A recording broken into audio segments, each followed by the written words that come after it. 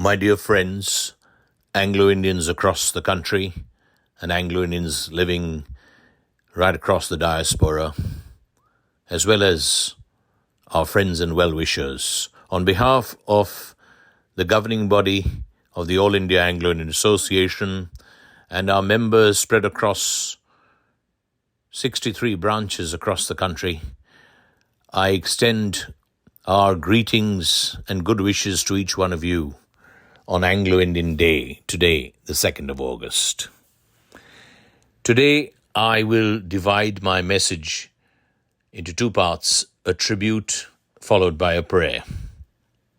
I'll begin with a tribute. Friends, India owes a debt of gratitude to the Anglo-Indian woman, and I would like to dedicate my message today to the Anglo-Indian woman.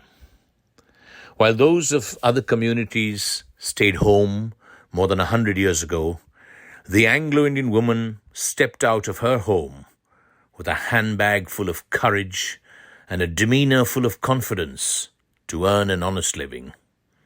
No patient was untouchable, no sports outfit unwearable, no aeroplane too dangerous, no personal remark too hurtful to send her scuttling home in fear or embarrassment.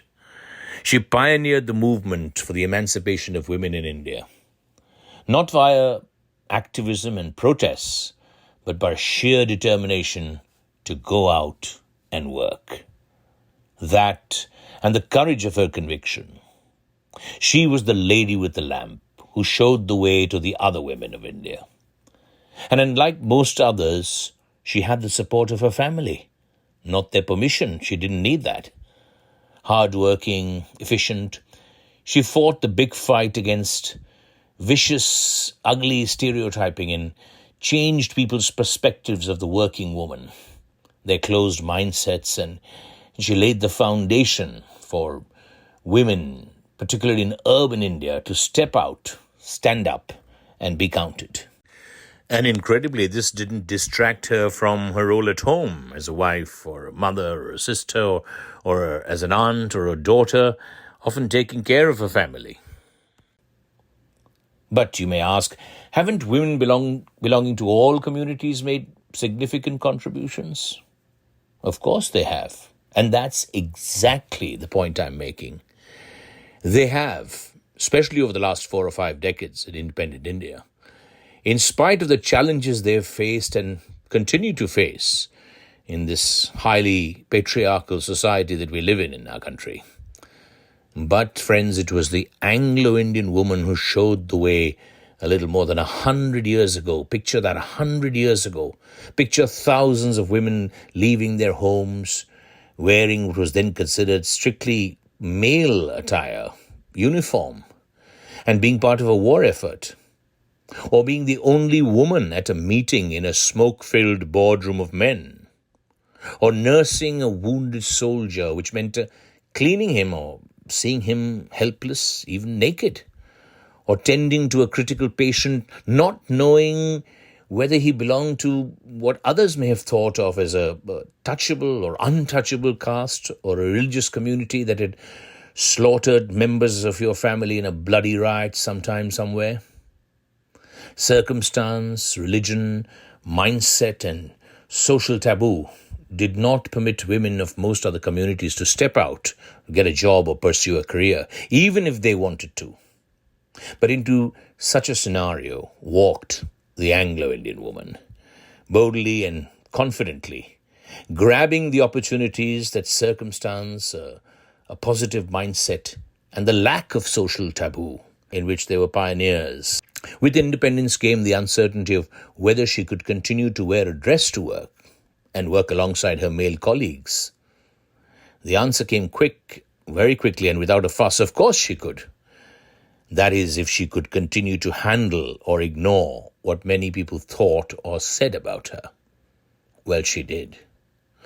Anglo-Indian women, without a doubt, have clearly been the pioneers and torchbearers of the changing fabric of women's empowerment in both pre-independent as well as modern India. And as a nation, we need to acknowledge that.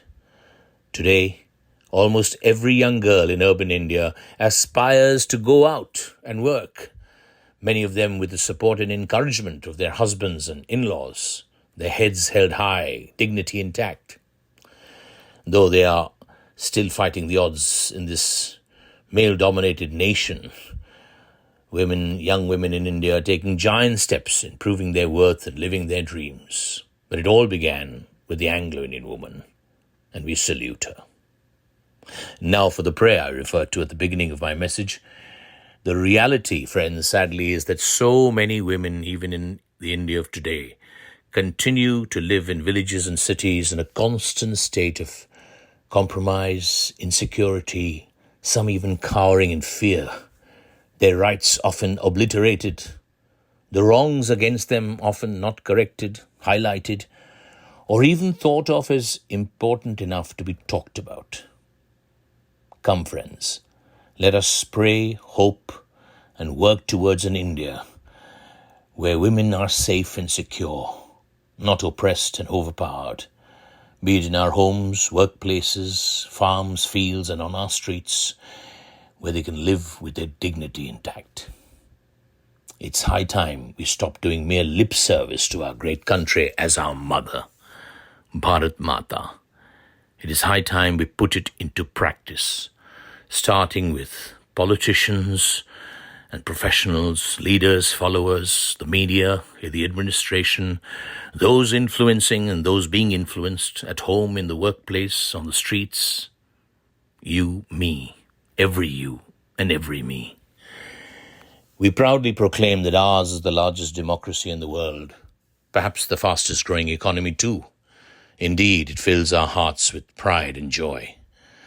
But it is only when we can truly respect the mothers, sisters, daughters and wives, our own and those who belong to other communities, tribes and regions. Then and only then will it be the India we want, the India we love, the India the fathers of our Constitution set it out to be. The time to introspect is now. The time to act is now.